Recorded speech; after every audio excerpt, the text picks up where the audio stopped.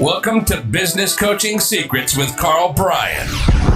If you want to attract new high-end coaching clients, fill live events, and build a wildly profitable coaching practice where business owners pay, stay, and refer, you've come to the right place.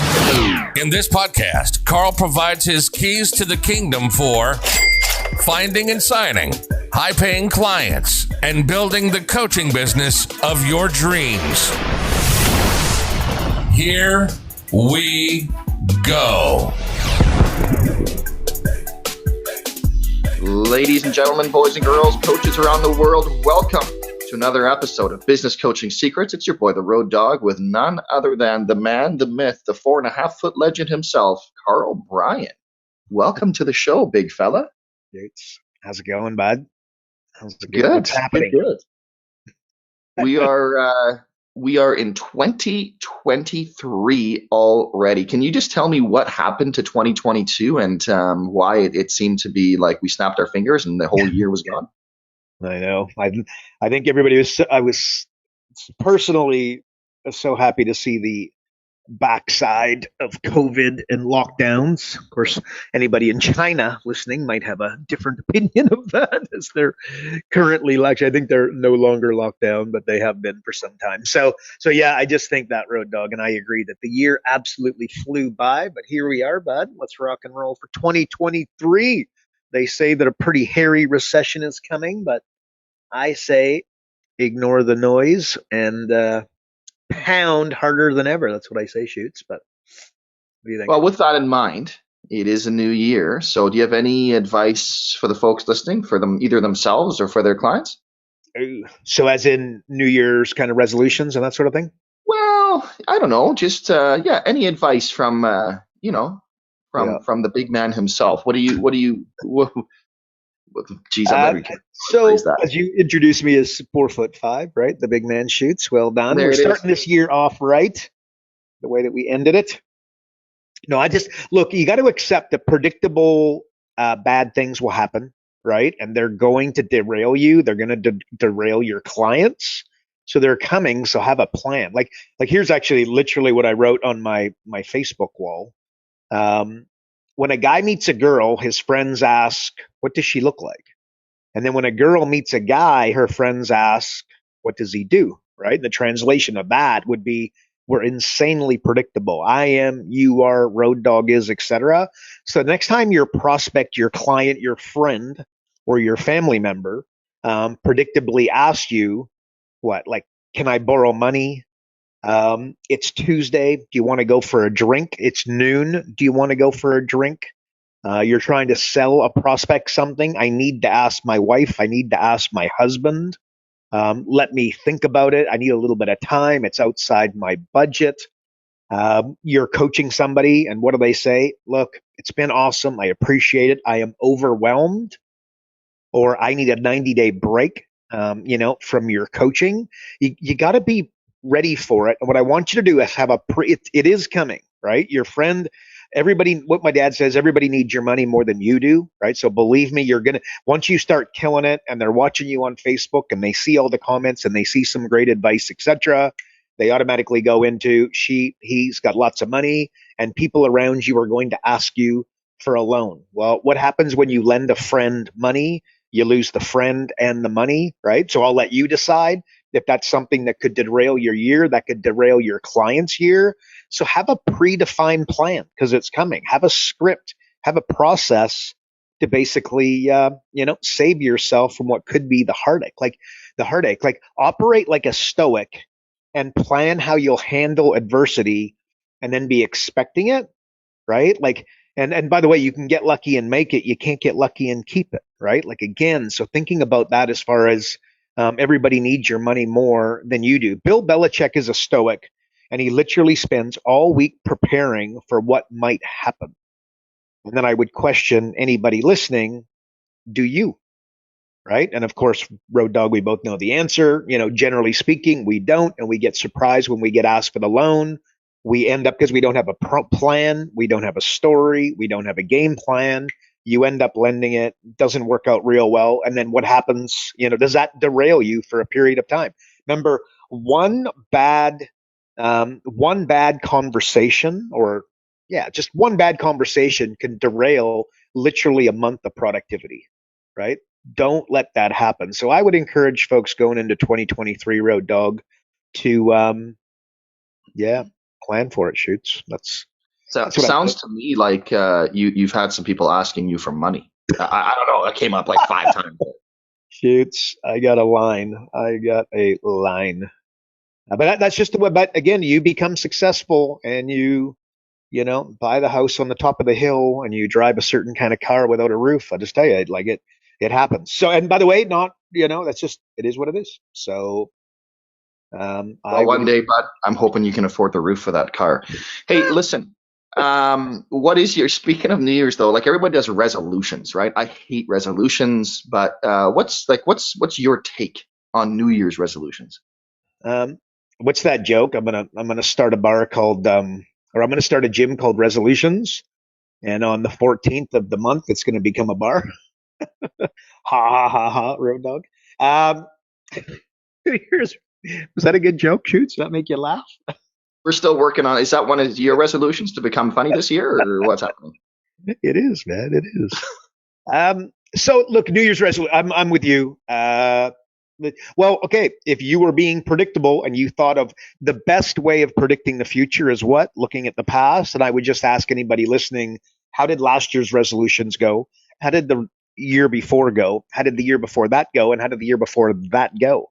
And if you're 95% of the population, the answer is not very well. And then your chiropractor, your dentist, your butcher, baker, candlestick maker, your coaching client, how do you think their resolutions went? And then I ask why. And it's not that you didn't want to knock over the goals. It's not that your client didn't want to knock over the goals. It's just that it didn't happen. So what I'm going to suggest that everybody does is plan for 90 days instead of a year.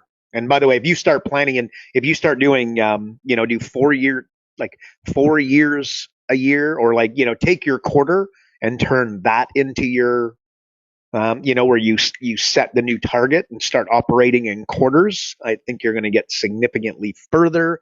Probably heard me say, like, I actually have my days broken down. I have an alarm that goes off at 8, 10, 12, and 2 every day. And it's not that it's not that I'm a slave to that, but what it does is it jogs me. Just one thing I say, like, am I doing what I would like to be doing? Do you know what I mean? Like, am I being productive? Am I being efficient? Or am I, whatever? It's like, I've also got a thing where I don't want to consume content. I want to create content, right? Like I do a daily email. I got lots of content going, right? Like I want to be creating it, not consuming it. So that is again something that, as my alarm goes off. In fact, that's a message that comes up every single day for me at 6 a.m. It's like an appointment in my calendar, and it says consuming or creating. So little FYI, that may or may not help, but let me tell you this. I think that if you do a 90-day sprint as opposed to 1 year, we'll call them New Year's resolutions, New Year's goals, I think that you'd be significantly better off because, again, you just wimp out at a year is too far away. I think you're listening to this, you're a coach, you'll totally get that. But Road Doug, big goals are going to require new desires, right? So think New Year goal versus New Year desire. So when you're looking to accomplish, what are we going to call it? Your big picture goal, or your clients looking to accomplish their big picture goal. I want you to establish a line between goals and desires, right? They can badly mess with one another. So an example, your client's goal might be peak fitness, but their desire is a cigarette, right? Or a can of Coke. Your client's goal, your goal is to get your weight down to 180 pounds, but it's the Twinkie that's pulling you, right? Your client's goal might be marriage, but their desire is beer with their buddies 5 nights a week, right? Your client's goal is wealth, but their desire is the expensive boat. And what people don't talk about, I did a YouTube video on this, but I was like, it's not about like the wrong question is, can I afford the boat? Because it's not, let's just say it's a $100,000 boat. It's a $250,000 boat. It's not whether or not you can pull the trigger and you have the money in your bank account. I would suggest a way better question is, can you afford to spend the time on the boat? Because I can tell you, if you buy a $250,000 boat, you're about to spend a lot of time in the boat, which, by the way, could be amazing. could be where you're at in life. But I would challenge you with the season that you're in and the point that you're in and the revenue that you're at and the number of clients that you're at and the stage of your career that you're at, that now might not be the time for the boat, right? Normally, when the time is to buy that $250,000 boat is when you kind of don't really want the boat, but you just think it's not a bad idea. If you've got a burning desire for the boat, generally speaking, if your client has a desire for the boat, probably not ready for the boat. And the same goes for the fancy car, right? Um, but again, the goal is success and business success and marketing success. But the desire is to sit at the coffee shop for hours. The desire is to watch, binge watch the next Netflix, series or whatever. I'm not a huge Netflix guy, but whatever, right? Like, what's that new series? Or maybe you got a kid, and then their goal is professional baseball, professional hockey, professional basketball, but the desire is the iPad, right? Or it's chasing girls at the mall. That's still a thing. that's what derailed my hockey career, by the way. But anyway, so your client's goal might be a sales team, but their desire is to do it themselves because staff are always a headache. Or I just rather, you know what I mean, that person that demands to just do it themselves. Or again, the goal is to provide leadership for your family. Your goal is to provide leadership for your team. Your goal is to provide leadership for your staff. But the desire is to micromanage, and the trend is to micromanage, right? And it's like, decide what you really want, and then once you do that, align your desires with your goals, right? Like, again, you don't like to wake up at 4 a.m., but you want to make $1 million this year, and then you little red arrow says that you made 80 grand last year. Well, I'm going to suggest that things are going to have to change in a very real and tangible way, because your airplane is only just off the tarmac, and to get it up that high, you're really going to need to push. And by the way, if your airplane is on the tarmac, still at the airport, maybe loading passengers, then you really need, to jack up your level of activity, because it takes an unbelievable amount of effort to get the airplane up in the air. But once we get the airplane up in the air, it becomes quite easy to fly, right? So I don't know. So Road Dog, therefore, what am I trying to say? Big goals will require new desires in 2023, or whenever you're listening to this, by the way. So what are those? So the question is, what are those desires that might stop you before you start? Or what are those desires that might derail you after you do get a bit of a start? We're talking in the pre-show, and we were talking about running live events and some virtual events and some live events. And one of the things I said, okay, so if you run the event and only 2 people show up, what are you going to do? So the Stoic, if Bill Belichick is here, he's saying, look, expect only 2 people to show up, and I want you to be more enthusiastic, more driven, more focused for your next event than you were for that event when only 2 people show up. Whereas, Road Dog, we both know, what do most people do?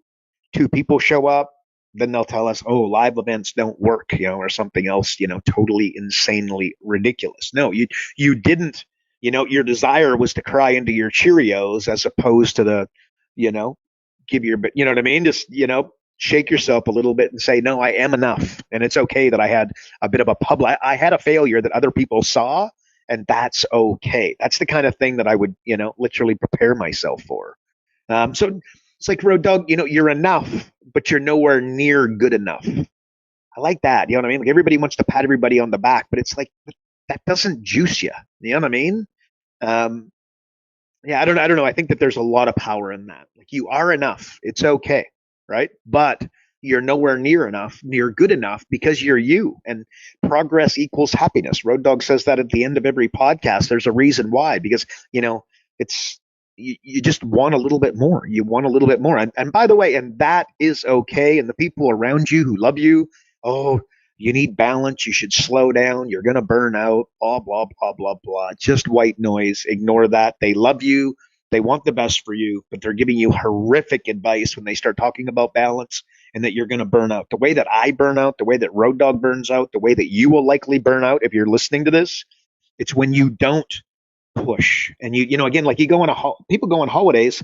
Whenever I go on a holiday, what I do is I basically work. I mean, I will go on a holiday and just turn right off, like, to be fair. I'm better at that today than I, have been, in my past. But generally speaking, what I'll do is I will go on holidays and I will work for 2 to 4 hours in the morning before anybody, like before the family wakes up. And then they wake up and it's holiday time. So you know what I mean? Like that works really well for me. The average person would hear that and they'd be like, oh my gosh, you really got to shut off. No, I don't want to shut off. Right. And by the way, I definitely don't want to come back 7 days later, 14 days later, 10 days later, and have like a massive amount of work just waiting for me. That is going to disrupt my holiday, right? Which again, I don't think that's a good idea. If you want to have more, do more, be more, it begins with that little voice that nobody else hears. Right. And again, I'd question you, like, what is that voice saying to you? Is it saying something to the effect of that you're going to lose love? Like, as in you do an event and only 2 people show up. So those people are thinking poorly of you. Those people don't respect you, that they're going to go tell everybody else, that the person who organized the conference room saw that you ran an event with only 2 people when you expected 10. You know what I mean? Like, that could derail you. Don't allow it to, right? That little voice, it's okay. Only expect 2 people to show up and you'd be significantly better off. That being said, I also don't want you to give yourself an excuse to only have 2 people when you expect 10 people, because I think that when you do the next event, you got to demand a higher standard of yourself. If you want to accomplish a monumental task, you'll need to also give up a little bit of control, right? Both mentally, but also externally. Like I always say, your greatest successes will come through other people, right? Well, joint venture partners, staff, somebody generating leads. If you don't like generating leads for yourself, and I'd be amazed if you enjoy that part of the process, hire somebody to go and do it, right? Hire somebody for 8 hours a day to talk about you in 2023. And by the way, don't do a lame thing like where when they have success that they actually get paid. And if they don't have success promoting you, then they don't actually get paid. That is a horrific game plan and does not work. So yeah, again, just giving up a little bit of control. Generally speaking, people are really, really bad at that, especially A types that really want to succeed and push. And Road Dog, I just like maybe throw it back to you. But the best advice that I can think of for this year, any year, first quarter, second quarter, third quarter, fourth quarter, look for reason to advance. Don't look for reasons to retreat. Okay, look for reasons to advance. Don't look for reasons to retreat. What do I mean? When you do the event and only 2 people show up, that would be a really, really good reason to retreat. That would be a really, really good reason, an understandable reason. And believe me, I've been there, to cry into your Cheerios.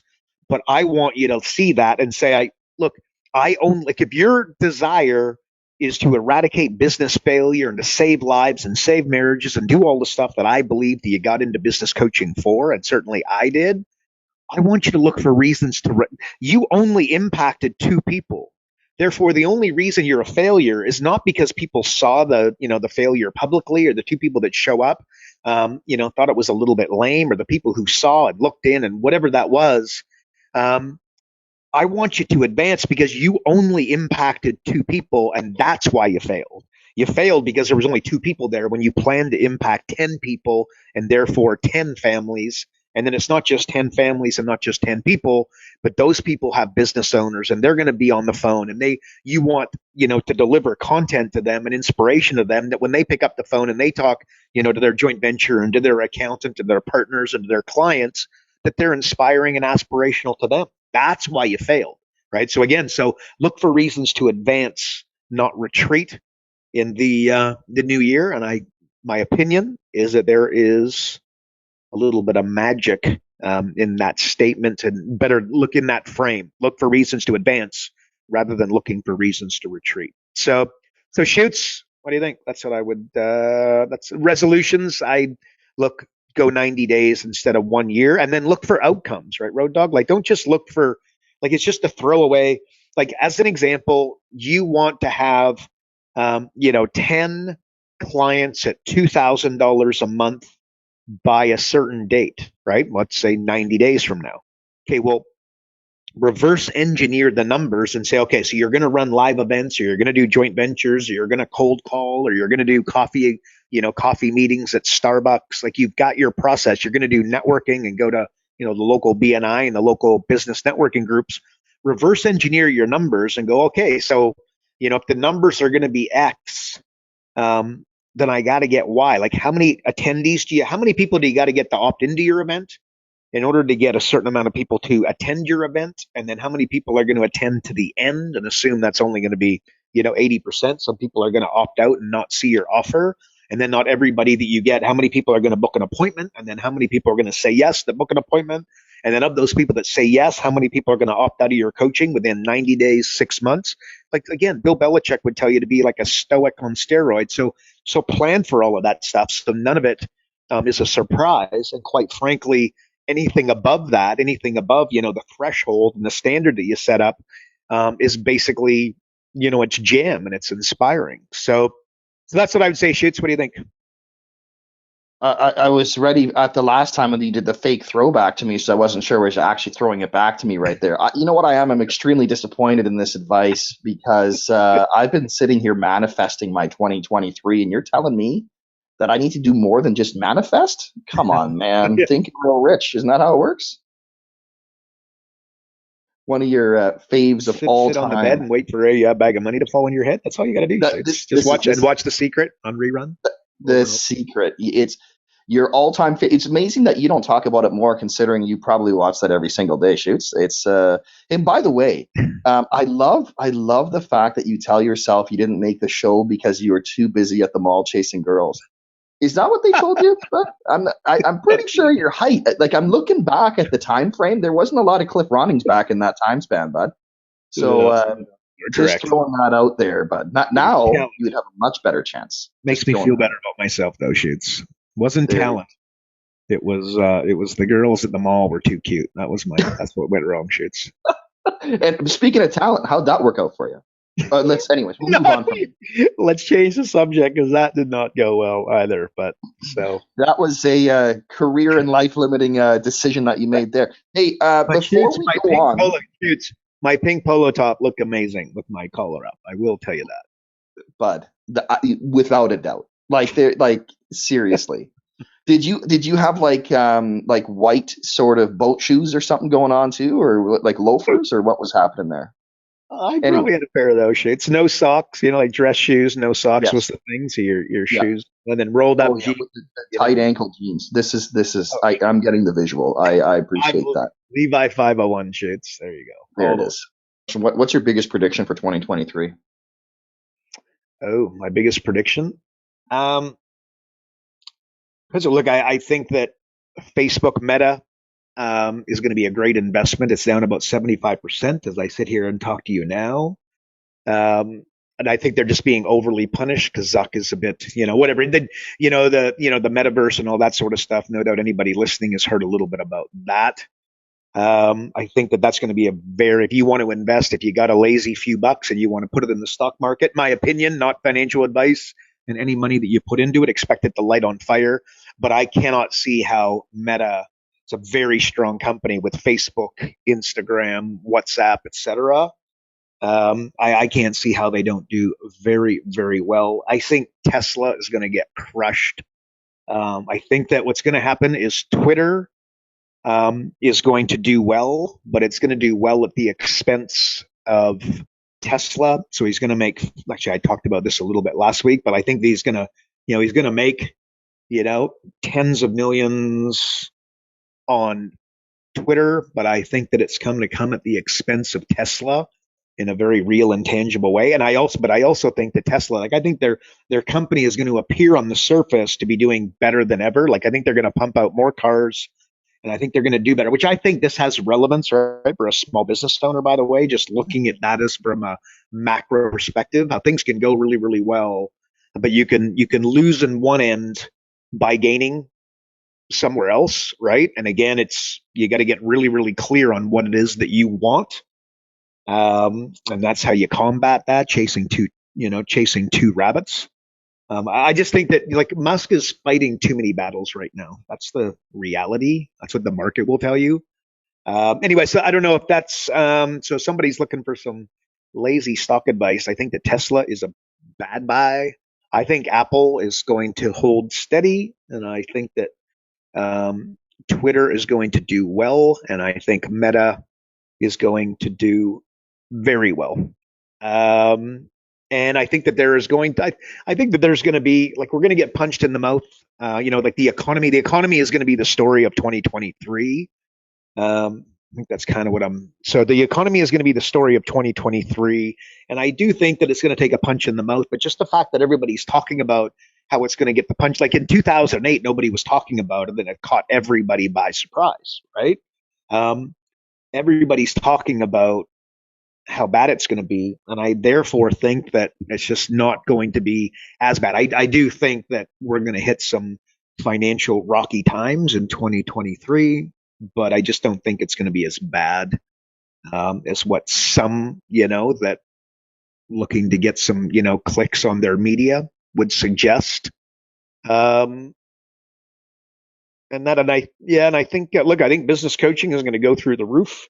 But I think that that's a trend. More businesses are going to get started than ever. And again, if your daughter was starting a business, if your son was starting a business, if your mom was starting a business, would you want them to get advice before they start, or would you want them to get advice once they get into trouble? And that's a mistake that people make, right? Is that they go and they look for that help and direction when things are not going well. So I think that business coaching becomes more and more popular. We're seeing, like, internally, again, our numbers are up big time. What we're seeing is a lot of successful business owners are either selling out of their company, or what they're doing is they're still running, just call it, their dental practice, their chiropractic practice, and then they're moonlighting and, doing coaching, like only taking on, 5, 7, maybe 10 clients, and then running their business whilst, coaching, because that's the career that they want to move into when they retire. So we're seeing a lot of that. So I think business coaching has got, nothing but runway, nothing but excitement. I don't know. I don't know. That's a couple predictions for you, Shoots. I probably think some better, but it's what I got. What's interesting to me, it sort of dawned on me the other day. I was thinking about, like, what sort of big businesses could almost be threatened, right? Like, what that we don't quite see coming, or that you have always thought were untouchable. And I had a really interesting realization, Karl, and that was, with all of this talk of Chat GPT and Open AI, it was like, holy smokes, this stuff could threaten Google. Like, I've never thought that anything would ever threaten Google, that they are basically, like, virtually untouchable. But when you're talking this Open AI stuff, dude, like, what are your thoughts on that? Like, because I just think it's a game changer. Yeah, I've played with it as well. And look, AI is going to shake a lot of industries up. There is no doubt. You're like copywriting, like I went and played with it, and it's looked at the trick. So it's like, machine learning, AI, real quick, AI, artificial intelligence, but the real magic is in machine learning. So basically, AI is never as stupid as it is on day one, right? So just think of Netflix or Amazon when you go buy a book, or Netflix when you watch a show. Well, the more shows that you watch, the more that they can predict what shows you want to watch, right? So it gets smarter and smarter, but with only a small amount of data, they can't predict nearly as well as they can to somebody who spent 400 hours on Netflix watching shows. Well, it's really good. So the machine learns and it learns and it learns and it learns and it learns, right? As does Amazon. If you buy one book, it's got very little, data for the machine learning, but you bought 400 books, the ones that it's predicting for you are going to be, remarkably close, like they're reading your mind, right? Like, wow, this one's great. So therefore, with, like copy, like, if you want to use that, what is it? Chat GPT, right? The trick is, you've got to ask it the right questions in order to get what you need, right? But then the subtlety is, you can then go back and say, okay, great, now make it more personal. You know what I mean? Like, you can go and do these little prompts. So it's not just about, so you got to ask the right questions to get what it is that you want. And the better questions you ask it, the better output you get. So think input versus output, right? But then what you can do is, like, what we'll call prompts, quote unquote, like, again, make it more personal, being the example You'll be blown away when you do that to see that they take your sales letter that sounded a little bit mechanical, and then they'll make it literally will make it more personable. And I was just like, yeah, I was just like, wow. But so that's like stuff like copywriting. But then it's, like driverless cars are taking shape, right? Like think of the trucking industry. Like if you owned a trucking company, as if you're going to want to hire, if you know anything about that industry, the biggest challenge is hiring drivers because the quality of the person willing to drive a truck, 24/7 across the country and, in snowy conditions and whatever conditions and alone in a cab of a truck. It's just like generally speaking, you're hiring people that are willing to do that, which they may or may not have a drinking problem. They may or may not have a drug problem. They may or may not be the kind of person who just doesn't show up for work, right? So guess what? They are going to be run by robots, right? And believe me, and those robots are going to be about 1,000,000 times safer. The roads, people are like, oh my God, the roads are going to be crazy. The roads will be 1,000,000 times safer when that happens. And it is happening. You know what I mean? Like, I think that most people would have suggested that it would be further ahead than it is now. But the reality is that it's, pretty damn hard undertaking. And guys like the Google boys are working on this stuff. But what's going to happen is you're going to get a hockey stick type growth where once it does take shape, the machine learning and whatnot, and the artificial intelligence is going to become so smart, right? Like on a weird thing, Road Dog, like what they're saying now, and I suggest they're 100% correct, is that they are making okay, dolls, right? That like I'm a guy, so my doll is going to be a gal, right? And if you're a gal, your doll is going to be a guy. And what's happening is again, you pump it with more information. So what's going to happen, they say in the future, is that the gal that's been through 3 divorces and been beat up by her husbands in the past and yada yada yada. What they are going to do, and then the guy's got similar situation where things haven't gone so well in his relationships and his marriages. He is going to create an artificial intelligence doll who is going to be drop dead gorgeous by his standards because he likes blondes and somebody else likes brunettes and somebody likes redheads. Well, guess what? There's going to be what they choose. Somebody likes, like a gal that looks Asian, and then somebody else likes a gal that looks Caucasian. Well, you're going to choose what it looks like, and you're going to have this gorgeous doll. And then through the inputs in machine learning, they are going to respond to you the way they want to respond to you. And you're going to ask for a beer, you're going to ask for dinner, or you're going to ask them to, clean the kitchen, what have you. All of these things are going to happen. And people in the future, they say, are going to consciously choose to have a relationship with a robot as opposed to, like another human. Right? Like think about it. As I see it, I just stop you right there. And by the way, it sounds much better than the inflatable one that Huntsy has. But I don't know where this conversation's going, Shoots, but I have to stop you at some point, and I figure this is probably a pretty safe spot right here to think about that, man. Tell me you can't see that happening. Oh, for sure. But the whole thing is, like, by the way, I just got to backtrack here, just to get it back on the rails a little bit, because I think what you said in regards to ChatGPT and all that stuff, OpenAI, you have to ask it a better question. I just think that right there, full stop, is an amazing statement. Period. Like just period. Yeah. No matter what. And I just think, how can I just bring this now back to business coaching? And what do you think is a better question? Like you're going into, folks, I'm trying here. We're going to go back into talking to a cold prospect. What's a better question, Karl, that you can ask them besides, hey, how's business? Or do you need some help inside you? Like, what's a better question? Because I just think that that right there is such gold, right? We all ask these surface level questions, but there's always a better question to ask. Yeah. Well, look, I would go, so given the example that you just gave, like I'd go probably a little. So tell me, Road Dog, like, what do you like to do outside? I know that you're really successful, XYZ, right? What do you like to do outside of business? Or again, how many kids do you got? I like to build female robot dolls. Do you? I knew it, Shoots. I knew it. But no, like go a little bit personal, but again, going business. But I think, Road Dog, what people do is, what do? They ask a question, and then they don't listen to the answer. They're listening to the answer with the plan to respond, as opposed to listen to the answer with the plan to understand. Right? And people, they don't know how much, they don't care how much you know until they know how much you care. And I think that, getting a little bit, like asking somebody how business is going, if it's just not like a fleeting question to lead to your next question, I think you're going to get nowhere.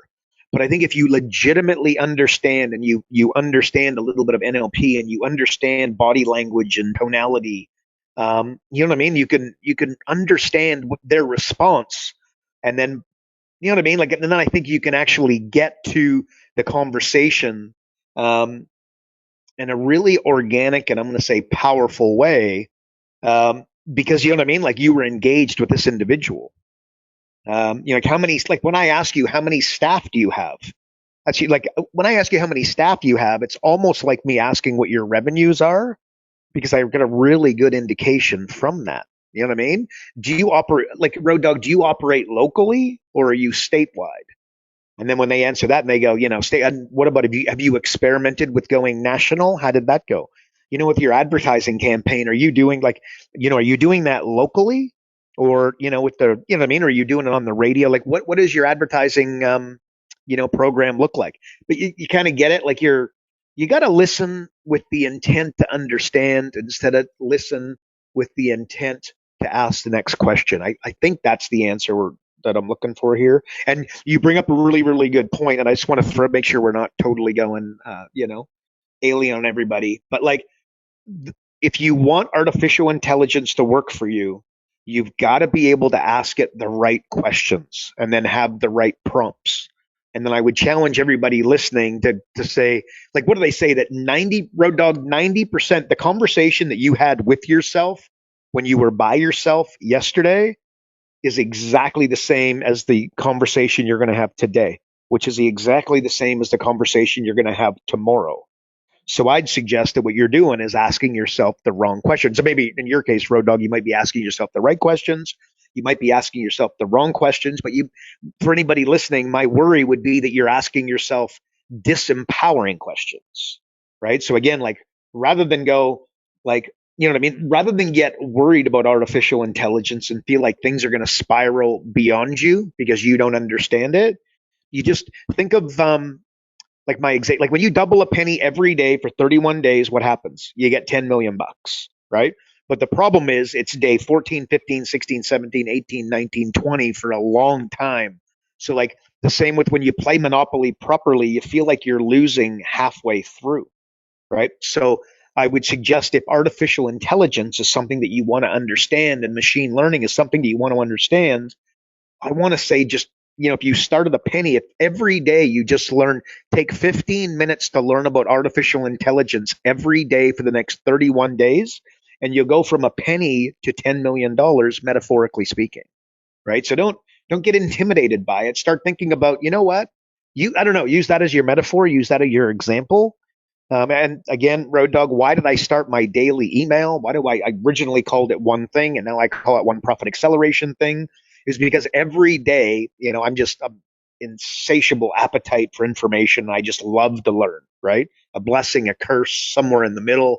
But I love it. So I always thought to myself, if business coaches should take that approach, and I'll advise that to anybody, for years I've advised that. And when I speak one-to-one with people, that's something that I say, like, just every day get a little bit better, a little bit better, a little bit better, a little bit better, a little bit better. Well, that's why I send out my daily email, because what I try to do is kind of digest all of the information that's out there from the Tony Robbinses and the Jordan Petersons and the, this guy, that guy, and every damn guy. And certainly the guys on your Facebook feed that, quite frankly, scare me. Because again, if they're spending too much time on Facebook, I assure you, I want to learn from people that have built real companies, right? Like 10 million, 100 million, show me somebody who's built $1 billion company, and that's somebody that I want to learn from, as opposed to somebody on Facebook, using, I don't know, just sprouting out whatever they're sprouting out, which by the way, there's probably some great information that comes across your Facebook feed, but I would suggest that there's a lot of fluff and, open loops, as in they're trying to sell you something, right? So they send an open loop and then they close it with, hey, let's chat, what have you. So just Road Dog, artificial intelligence. If you thought that was a good idea, understand that machine learning is the real magic of artificial intelligence. Well, whatever. That's maybe a longer conversation, but we're not going to go to that today. The bottom line is, if you want to learn this stuff, just don't expect to learn it now, and you don't need to either. We're so far away from what I described, right? By like a guy and a girl, getting together when one's a robot, right? Like that ain't happening tomorrow. But let me tell you, I do believe that we, on a trajectory to get there. But it's nowhere near that, and you got so much time to just 31 days, a little bit better, a little bit better, a little bit better, a little bit better, a little bit better. You'd be blown away at what you understand about artificial intelligence in 31 days. And Road Dog, I need to finish that with, do I think that that's the most important thing for a business coach to learn? And the answer is categorically not. But what I talked about, Road Dog, last week when I did it on my own, I talked about how like there's macro concepts that I think that you should understand. Like I do think as a business coach, you should understand artificial intelligence so that you can have an intelligent conversation around it.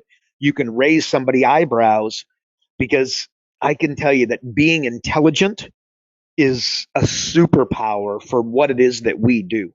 And by the way, also, not just from a fluff standpoint, I'll tell you, the biggest companies in the world, people don't talk about this enough, in my opinion, are built by very, very, very smart people. Jeff Bezos, I don't know. He's not a genius. He's got to be close. Bill Gates, you love him, you hate him. Really does. He built Microsoft. He went to Harvard, right? Zuckerberg went to Harvard. The biggest companies in the world are built by people who are super smart. And the good news for you is that, yes, IQ is not something that you can, you're not going to increase your IQ massively. You can increase it, but that's not what you don't need to have a massively high IQ to be in the top 10 percentile of, business coaches and business owners, et cetera. So I believe that you should undertake to learn some macro level concepts. I think that you should understand crypto. You don't have to invest in it. You don't have to go all in on it. But to have a macro level conversation about crypto is something that I would suggest would be a really good idea as a business coach, to raise eyebrows and allow credibility and preeminence and, effectively a smoother path to get a coaching client at, $1, $2, $3, $4, $5 a month, $60,000 a year.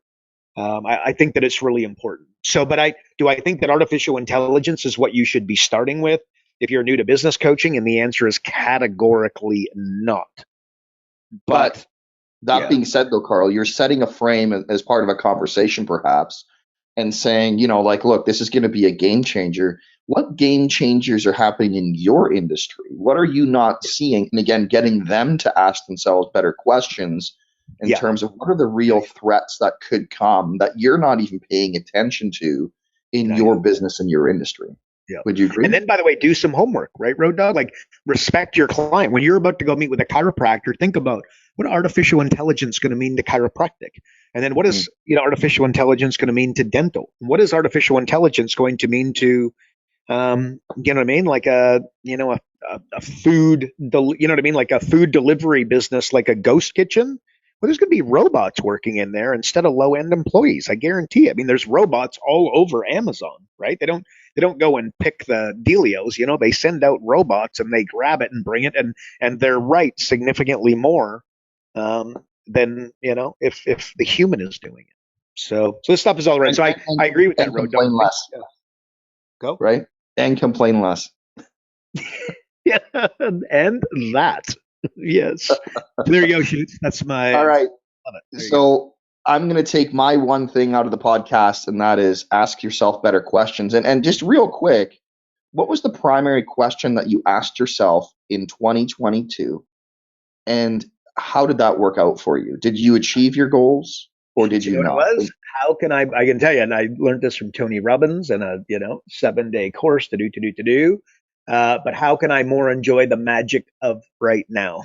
That was my primary question, and the question that I tried to reframe.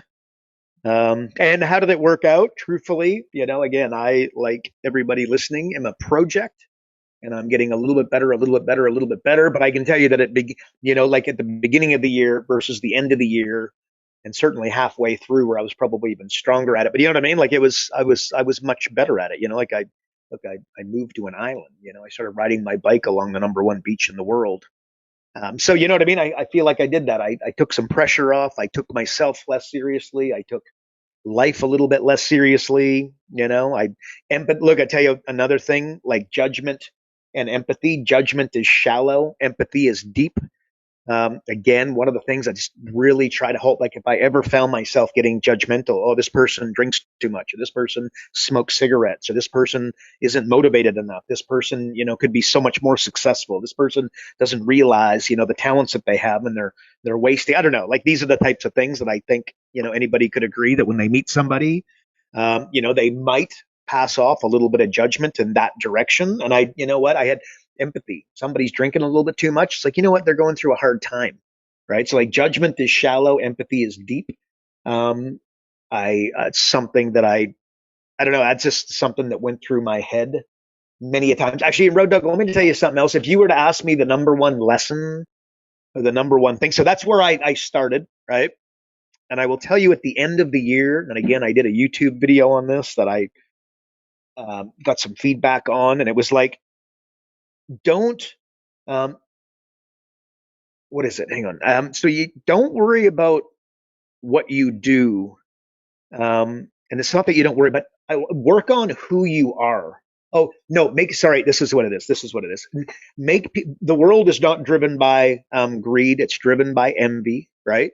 And if you made your goal for people to be envious of who you are, rather than what you have, I think you'd be significantly farther along. And the way that I got there, I just, again, watching these influencers on, Facebook, and it's the Lambo with the stupid doors up, and it's the private jet, and, walking up and always on the phone and yada, yada, yada, and it's just like, I'm just, it's frankly, the bane of my existence. It drives me crazy because I believe, and I am not correct. It's not that I'm incorrect. It's not that I'm correct. I'm somewhere in the middle. But I think that those types of folks give out some very hollow advice. On the surface, it can look really good. Like what's an example of, nobody more successful than you will ever have a go at you. I'm making a meal of that quote, but you know what I mean? Like, oh, people that are more successful, you aren't going to be coming at you. That is like totally incorrect, right? Like, again, if you're in a hurricane, you grab onto any tree, right? You got to have a higher level of values or beliefs or a higher level of education. You know what I mean? Like, and again, education. I'm not talking about going to Harvard. I'm talking about a foundation where there's mental models that you're following, right? So you don't have that, recency bias, or you just like, read something and then all of a sudden, it's truer, or cognitive dissonance would fall into that. But Road Dog, what I'm trying to say is work to make people envious of who you are, right? And again, the mistake that the influencers are making is they're trying to make people envious of what they have. And by the way, sadly, it's working. And that's what, you know what I mean? I find, I don't think that's ideal, but I think that there's huge power in that. So what kind of person do you want to be? Like, you've become significantly more spiritual based over a short period of time. And I admire that, right? Like for me, I have become significantly more, just relaxed and calm and empathetic, so I don't know. And again, a life that's real, if you're really kicking butt in your life, you're not looking for validation, right? So again, think about what that might mean, to you and maybe to your clients. And then again, become the person that, they're envious of who you are. I think that there's huge power in that. That's something I'm spending a lot of time thinking about, Road Dog, and just trying to be the best version of me, with the fear of sounding cheesy as I say that, but that's the truth, Shoots. So I don't know. There you go. That's my answer. All right. Well, with fear of you going down another rabbit hole, I'm not going to ask you anything else. But there you go, folks. I think that is some solid advice. Just the better question thing. Ask yourself, right? Like, and Carl, you said it best though. Like, people are probably using negative language when asking themselves the question, like, man, why can't I get more than 2 people to my events? Why don't you ask yourself, who do I need to become? What do I need to do to get 10 people to my event? Reframe that. So I think that's super important, and just the better question thing all around is just the best advice I've heard all year. Waiting for the big laugh because it's the 2nd of January. Anyways, thanks for tuning into another episode of Business Coaching Secrets with the man, the myth, the legend himself, King Karl, not to be confused with King Kong, because King Kong's much bigger. That if you're not on the inside getting access to the pre-show, right, you are getting Karl's daily emails that he was just talking about, or just want more information on how to build your coaching company, visit focused.com and subscribe today. And again, if you enjoyed the podcast, please share it, please leave a review, and do all of those things. And we will see you on the next episode, folks. And remember, as I always say, progress equals happiness. Take care, everybody. Karl Bryan built Profit Acceleration Software 2.0 to train business coaches how to find any small business owner more than $100,000 in 45 minutes without them spending an extra dollar on marketing or advertising.